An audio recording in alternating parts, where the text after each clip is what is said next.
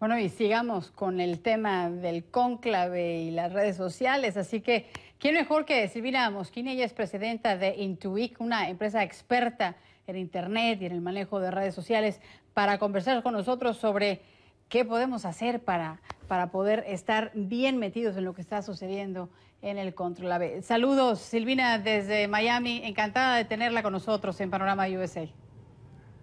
Hola, Lucía, ¿cómo estás? Oiga, Silvina, ¿qué hacemos? Hay tantas aplicaciones, pero dicen que al cónclave nadie puede entrar. ¿Cómo le hacemos?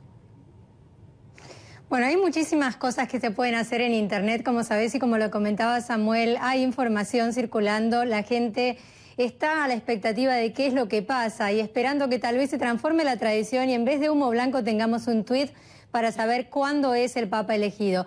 Pero como sabes, todo este proceso se cuida la máxima secreteza, así que los cardenales ya no están pudiendo emitir comunicaciones. Sí podemos decir que la Iglesia Católica, intentando llegar más a la gente, sobre todo a los jóvenes, ha utilizado Internet como una herramienta estratégica desde hace ya bastante tiempo, incluso antes del primer tuit, el 12 del 12 del 12 de Benedicto XVI.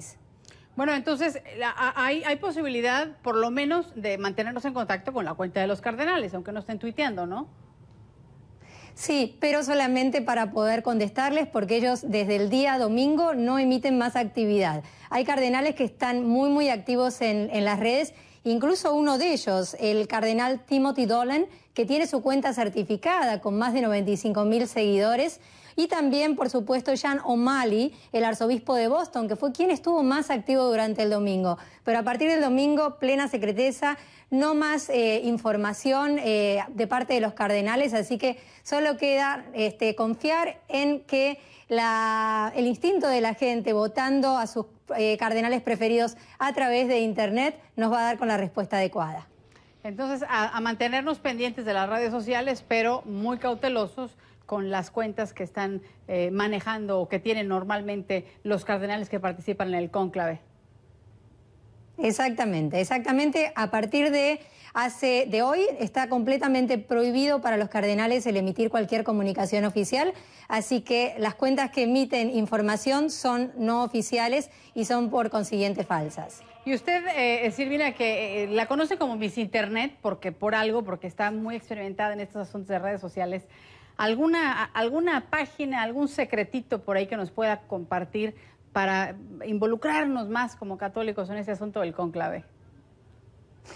Bueno, como te comentaba, Lucía, el Vaticano utiliza mucho las redes sociales porque entendió algo bien importante, que es que hay que ir donde está la gente, y la gente está en las redes sociales. Y entre las redes sociales que utiliza la página de YouTube, utiliza también un blog, que es el blog oficial del Vaticano, y que se llama news.va, y también utiliza Flickr y por supuesto Twitter, así que yo creo que lo más interesante sería ir a la fuente como para poder tener las últimas actualizaciones de lo que pasa, además de seguir a los medios de comunicación tradicionales. Pues le agradezco, Silvina, que nos comparta estos pequeños tips, porque hay mucha gente que está interesada en saber rápido lo que está pasando allá en el Vaticano, sobre todo porque no han podido asistir a el cónclave, a la Plaza de San Pedro, por lo menos para esperar la respuesta de esta reunión a puerta cerrada. Gracias, Silvina Moschini, acompañándonos desde los estudios de CNN en la ciudad de Miami.